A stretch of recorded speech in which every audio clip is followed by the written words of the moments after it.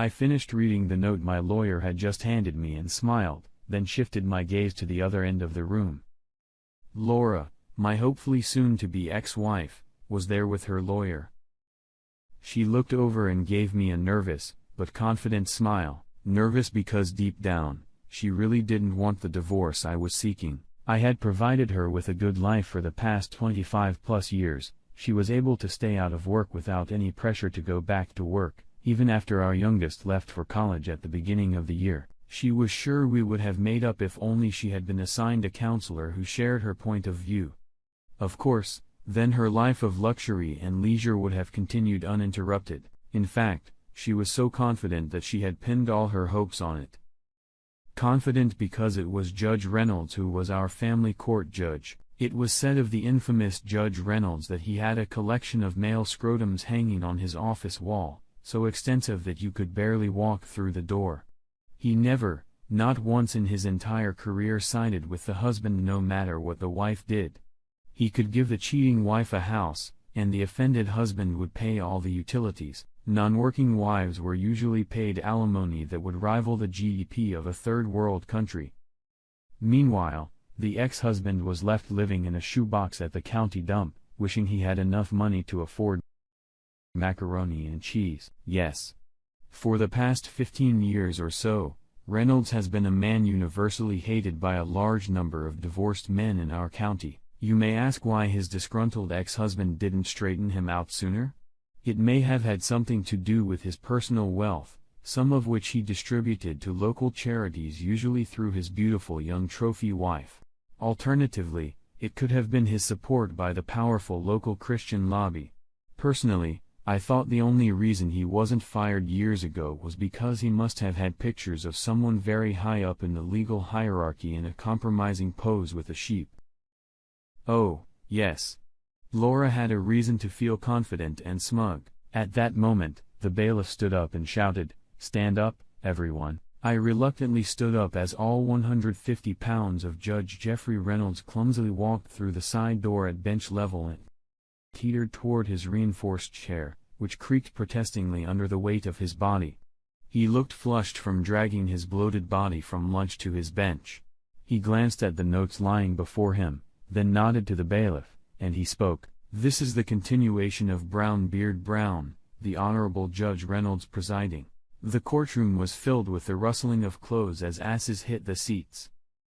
I might as well not have bothered to sit down when he nodded for me to stand up. The judge looked at me mockingly and said, "I see that 5 days ago you completed your last stay in prison, Mr. Brown. I see it was your 430-day incarceration in the county jail for contempt of court. As I said at the time, I imposed this sentence. I believe that couples counseling is mandatory in any dissolution of marriage. Marriage is an institution blessed by God, and a person must mobilize every resource available to them to avoid breaking the heavenly union or incurring the wrath of God.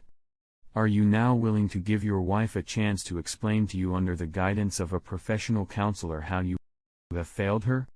I nearly choked on the effort to keep from throwing up at his insulting words. This guy could have made Mother Teresa lose her temper and throw something at him.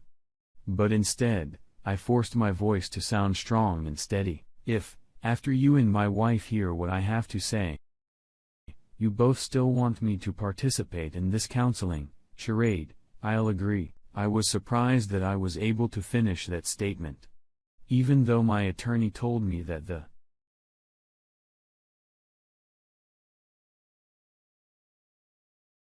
strained in breaking the rules to serve his own unhealthy ends. Well, then speak your mind, but please keep it short. I have a busy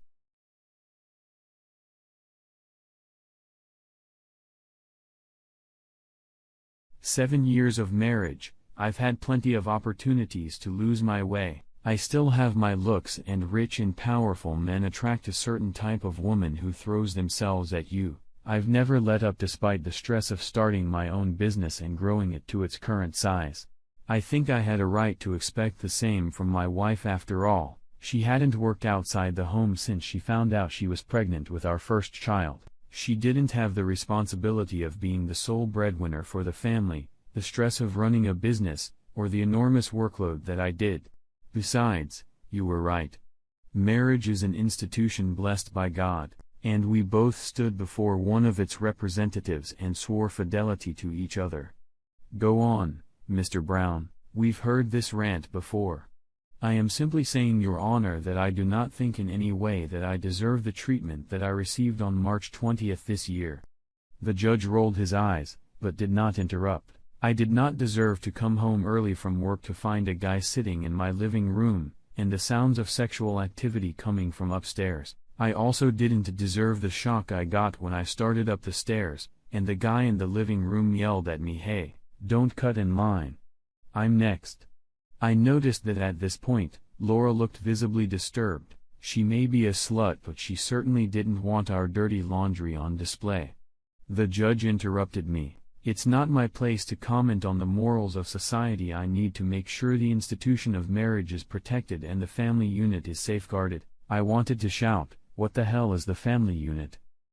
Our kids haven't been home in a long time, and they haven't spoken to their mother since she admitted to her disgusting behavior." But I did that last time and incurred the of the judge and earned an extra 3 days in the cell.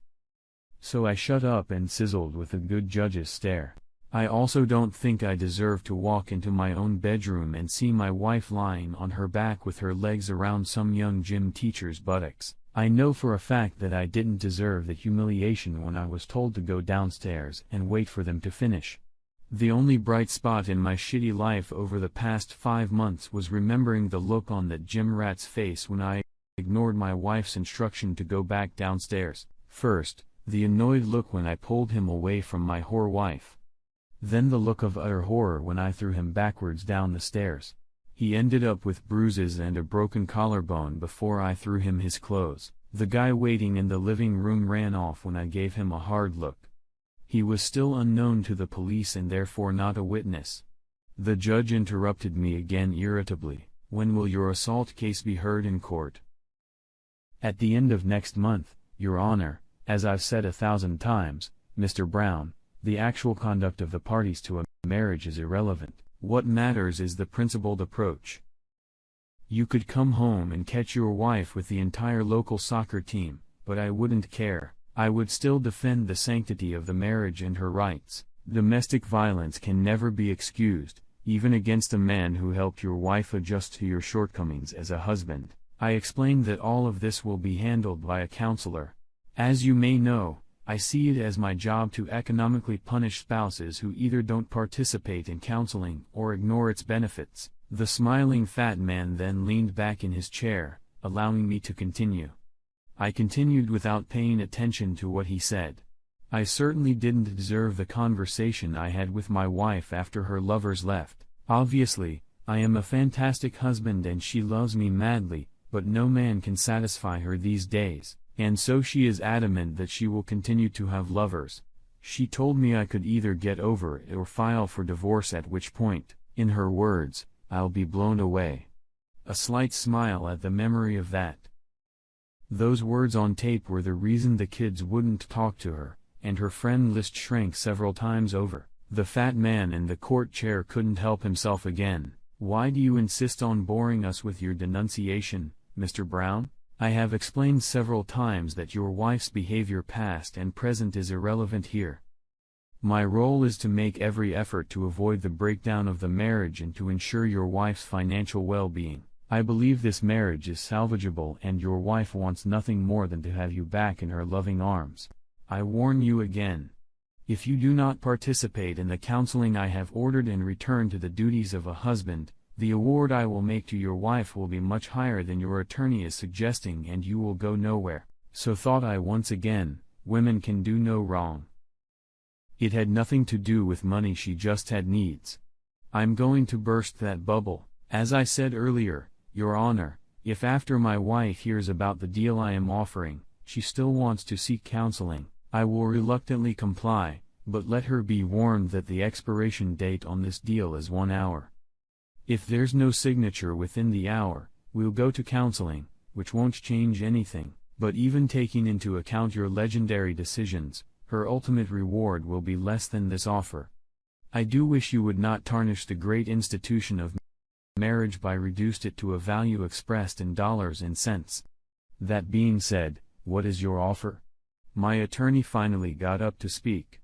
Reciting the offer we had agreed upon, my client will transfer ownership of the Brown family home to Mrs. Brown, paying all government fees upon said transfer. He will transfer 90% of the value of all bank accounts opened in his name only and in the joint names of Mr. David and Mrs. Laura Brown to a bank account of her choice. In addition, he will sign a document promising to transfer 40% of all future profits of Brown Engineering or any other legal entity he establishes in the future in Australia to the former, Mrs. Laura Brown. To do this, my client expects Mrs. Brown to relinquish all need for counsel, cease all opposition to the divorce and return to her maiden name as soon as possible. I could see Laura and her attorney having a heated discussion at their table. Then her attorney rose. "Your Honor, if Mr. Brown's offer is indeed as generous as stated, we will be happy to sign the deal within the hour." His noble laxity looked disappointed that greed had once again trumped principle. But as he looked at them, he realized that the matter was hopeless. "Pending receipt of a signed copy of the relevant proposal, I hereby dissolve the marriage of David and Laura Brown. The dissolution will take effect in 30 days. He banged his gavel. We all stood up. His chair groaned in relief as he waddled away. I glanced over at Laura's table and saw that both she and her lawyer were grinning like Cheshire cats. She, because her life of excess and luxury, could go on indefinitely. He, because of the large percentage he would earn on the deal. As I watched, he began to read into the details of the deal. I wished I was there after Monday. It would be the first opportunity to find out that the house Laura had taken full possession of was mortgaged up to its eyeballs. The bank accounts were almost empty. And I no longer owned any companies in Australia. My lawyer called 2 hours later to say that the judge had ratified the deal and was busy ruining some other poor guy's life. I packed the last of my belongings, checked to make sure my passport was in place, grabbed a $300 bottle of sparkling wine, which by law, we were no longer allowed to call champagne, and headed to my friend with benefits. In my defense, I didn't date Lucy until after Laura ruined our marriage. And for all you Puritans who scream, "But you're still married," I considered the marriage over as soon as Laura's behavior became public knowledge, so I'm not perfect, sue me. Lucy is younger than my 47, and I must say not that smart, but she does have a very generous soul, the most fantastic blue eyes, and a stunning body that supported my wounded ego as she seemed to appreciate my size and stamina. It took almost 4 weeks to seduce her. Again, in my defense, it's hard to get into any kind of relationship when your stubbornness keeps getting you locked up in the local jail. After I tasted her charms, she really wanted more of mine. As soon as I heard the deal was done, I called her to see if I could come. She said she was free at the moment, but had another appointment around 7. I knew she couldn't always stop drinking, so I didn't open the bottle until we were in bed with her. Walking naked to the refrigerator, I returned to the bedroom the expensive bottle and 2 glasses. Lucy giggled from the third sip from the first glass to the bottom of the second. She was like a possessed, insatiable woman. After a month of being locked up, I had plenty in the tank, if you know what I'm talking about. Just as we were both coming down from our high, her husband squeezed through the door with difficulty. Lucy was in no condition to speak, but I was.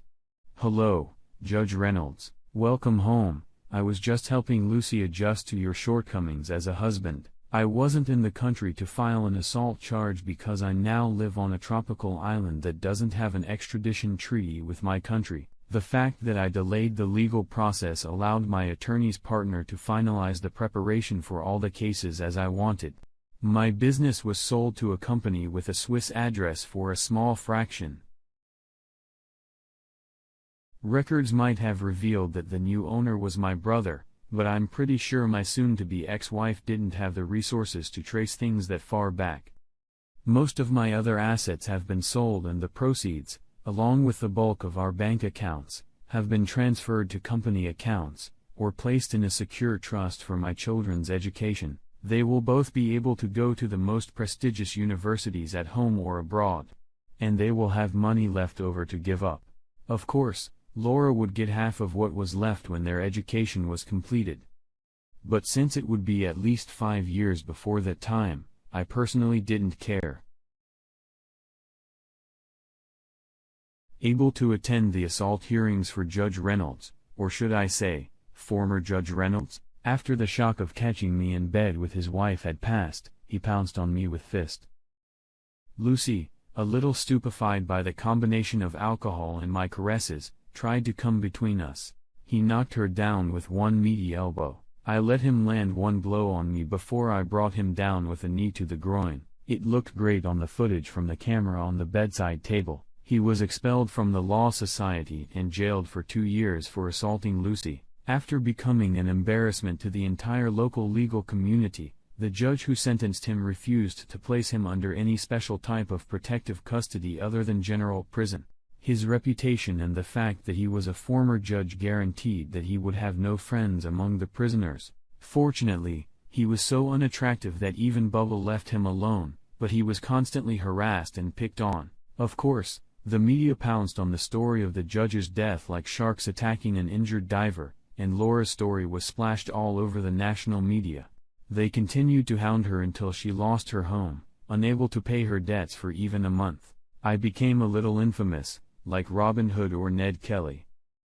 I rolled over onto my other side under the rays of the early morning tropical sun contemplating the woman lying next to me. Was today the day I would bury my face in that gorgeous cleavage and stay there forever? She was a recently divorced woman who ended up ripping off her rich ex-husband during the divorce. Don't look at me like that. I didn't take any of her money. A monthly check from my brother allowed me to live in luxury for the rest of my days. Tomorrow, the children are due to arrive on the island for the 3rd time. They have become very attached to Lucy. They will never forgive me if I offend her sweet, simple soul. They will no doubt bring me news of Laura's latest follies. I already knew she'd lost her home, moved out of our neighborhood due to sheer humiliation, rented a 1-bedroom apartment while working as a waitress and aged 20 years. The kids tried to talk me into forgiving her on their first visit, but I showed them videotapes of me going into the bedroom that day and her subsequent confession to me and her demands. That put an end to their attempts to talk me into leniency. They still pick up the phone when she calls, but any close relationship that was always based on respect is gone. Sometimes I wonder if she has the strength to drive trains now. Enough negative crap. It's time to start our day. Lucy smiled before she even opened her gorgeous blue eyes. After all, by the time Jeffrey Reynolds was released, he had become a shadow of his former self. He was a recluse until his untimely death 5 years later. His grave is a popular urinal for divorced men with retained anger issues.